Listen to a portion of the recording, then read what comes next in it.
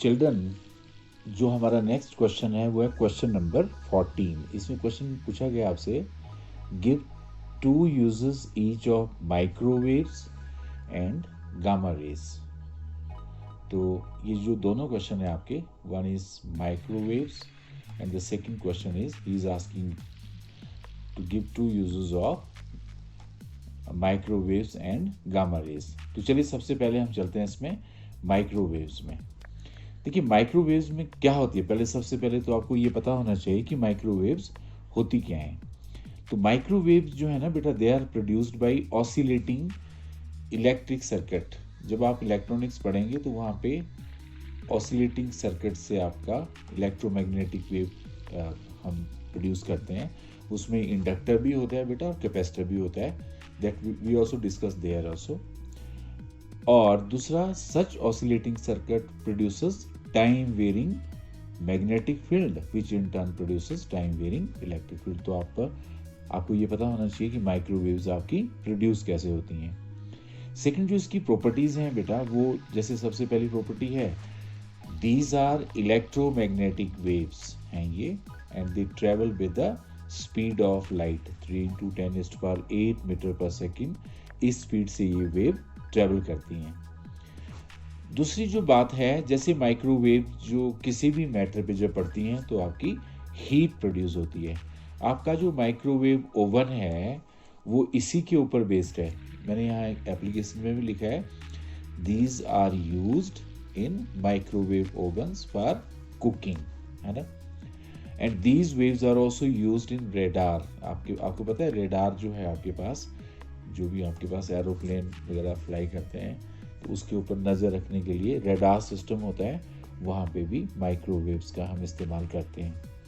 और किसी भी मॉलिक्यूल का, अगर आपने एटम का कोई स्ट्रक्चर डिस्कस करना है, स्टडी करना है, या मॉलिक्यूलर स्ट्रक्चर देखना है, तो उसके लिए भी हम लोग माइक्रोवेव का इस्तेमाल करते हैं। जो नेक्स्ट आपके पास चीज़ है वो है गामा रेज।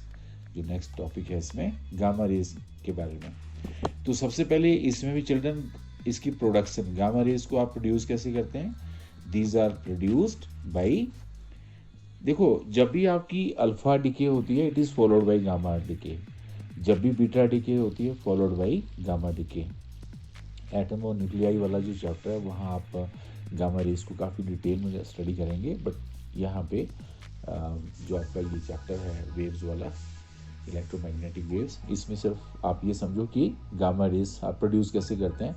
अच्छा, जो इनकी प्रॉपर्टीज़ है लाइकवाइज इनकी भी सेम प्रॉपर्टीज़ है, these are electromagnetic waves and travel with the speed of light. Same property है माइक्रोवेव और गामा रेज की। दे आर हाईली पेनिट्रेटिंग, काफ़ी मोटी जो आपकी शीट होती है उससे भी ये पेनिट्रेट हो जाती हैं।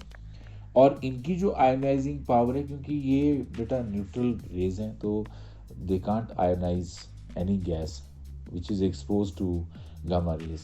तो small ionizing power है इनकी। फ्लोरोसेंस, जिंक ब्लेनाइड या जिंक प्लेंटोसाइनाइड या फिर कोई भी fluorescent material, when that material is exposed to these rays it starts scintillating, इसको हम बोलते हैं फ्लोरोसेंस। एंड क्योंकि ये जो रेज हैं न्यूट्रल हैं, so these are not deflected by electric or magnetic field and they also produces heating effect. किसी भी सरफेस को जब आप एक्सपोज करते हैं गामा रेज को तो उसमें हीटिंग इफेक्ट जनरेट होता है। हॉस्पिटल में बेटा गामा रेज का यूज़ करते हैं हम रेडियोथेरेपी में, कैंसर सेल को डिस्ट्रॉय करने के लिए।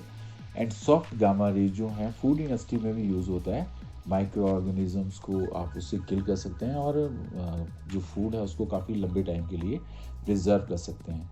एक और चीज़ है आपके पास आर्टिफिशियल ट्रांसम्यूटेशन।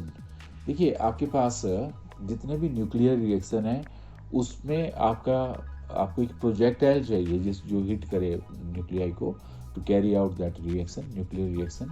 इसको हम आर्टिफिशियल ट्रांसम्यूटेशन बोलते हैं, तो वहाँ पे भी इसका यूज़ होता है। मैंने जो कुछ भी माइक्रोवेव्स के बारे में आपको पता होना चाहिए, गामा रेज के बारे में पता होना चाहिए, वो सब बता दिया। एग्ज़ाम में आपने इसने सिर्फ आपसे 2 यूजेस पूछे हैं, तो कोई भी 2 यूज़ आप इसके लिख सकते हैं दोनों के।